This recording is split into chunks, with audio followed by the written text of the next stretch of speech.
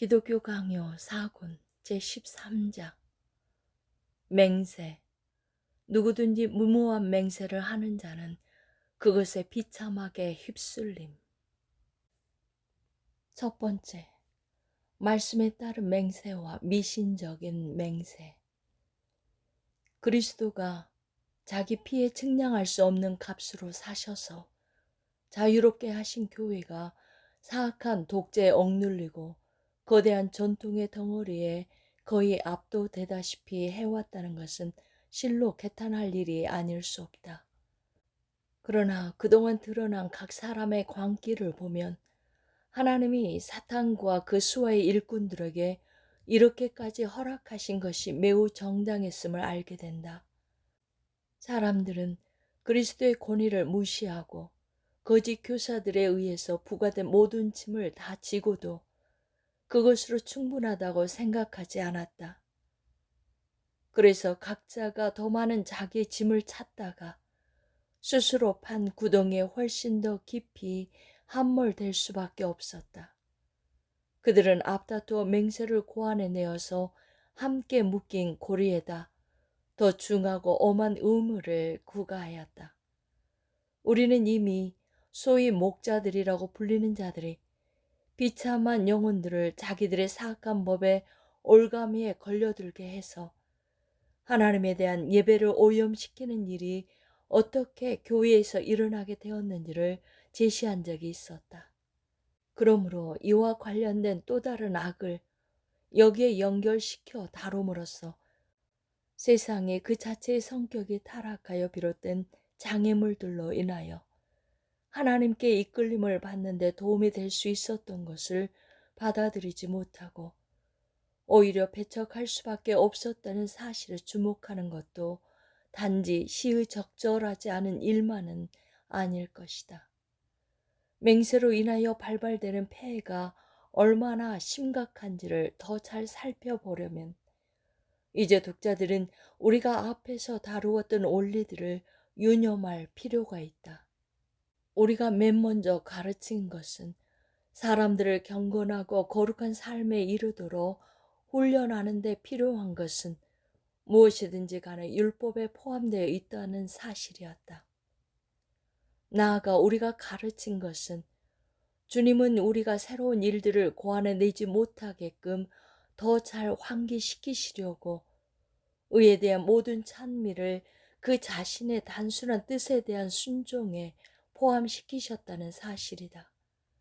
진실이 이러할진대 우리가 하나님 앞에서 공로를 삼으려고 조작해낸 거짓 예배들 전부는 그것들이 아무리 우리 마음을 흡족하게 한다고 한들 결코 하나님께 받아들여질 수는 없을 것이다. 분명히 주님 자신은 많은 본문들에서 공공연히 그것들을 거부하실 뿐만 아니라 심히 미워하신다.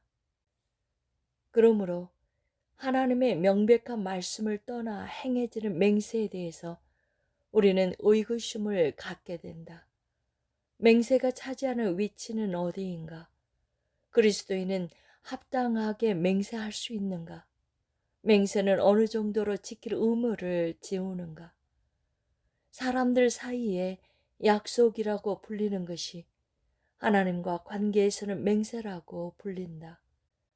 그뿐 아니라 사람들에게 하는 우리의 약속은 우리가 생각하기에 그들을 즐겁게 하는 것들이거나 우리가 의무상 하지 않을 수 없는 것들을 대상으로 한다. 이에 비추어 볼 때 우리가 하나님 자신에게 한 맹세, 즉 우리가 가장 진지하게 행해야 하는 분을 향한 맹세는 훨씬 더 중히 여기고 준수해야 함이 마땅하다. 이와 관련한 미신은 모든 세대에 걸쳐 기이한 방식으로 횡행했다. 사람들은 아무 판단도 하지 않고 닥치는 대로 자기들 마음에 떠오르는 것이나 심지어 자기들 입에 맴도는 것은 무엇이든지 즉시 하나님께 맹세했다. 그리하여 이방인들 사이에서는 자기들의 신들을 무례하게 조롱하는 어리석은 짓들, 실로 끔찍한 부조리한 짓들이 일어났다. 심지어 그리스도인들도 이방인들의 이런 무모함을 본받은 일이 없지 않았으니 결코 그렇게 해서는 안 되었다.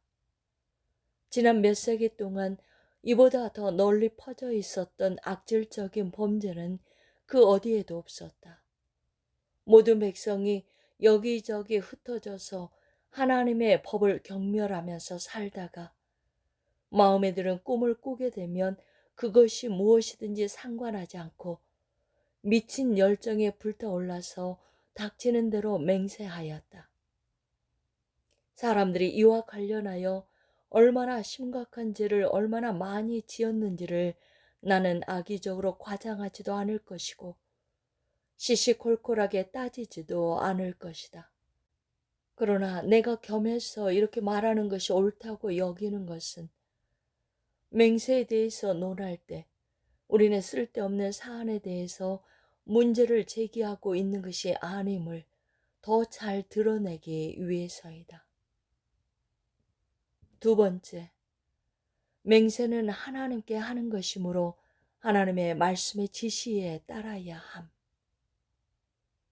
그런데 합법적인 맹세가 무엇이며 터무니없는 맹세가 무엇인지를 결정함에 있어서 오류를 피하기를 원한다면 세 가지를 깊이 헤아려야 한다.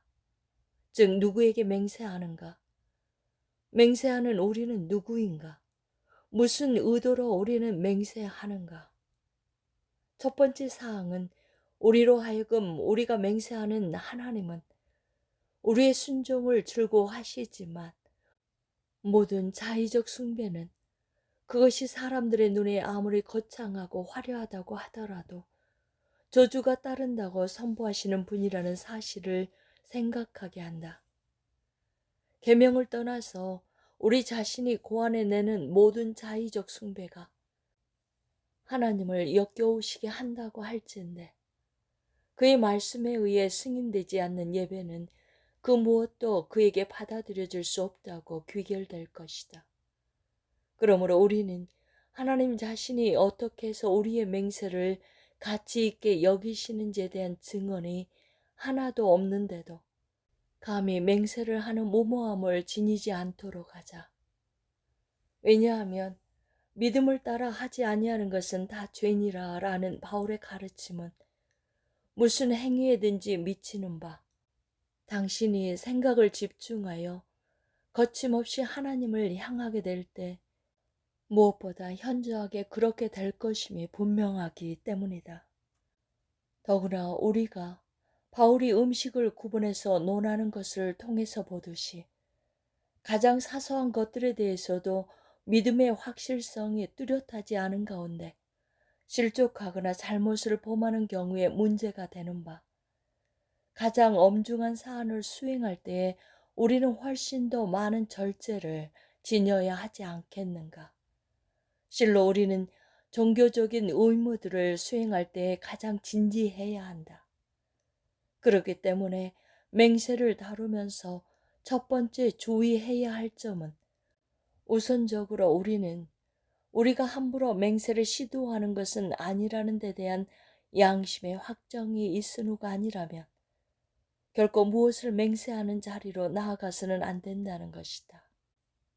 그런데 우리는 무모함의 위험으로부터 안전해지려면 하나님이 우리에 앞서 가셔서 그 자신의 말씀으로써 무엇이 우리가 행하기에 선하고 유익한 일인지 지시하시도록 해야 한다.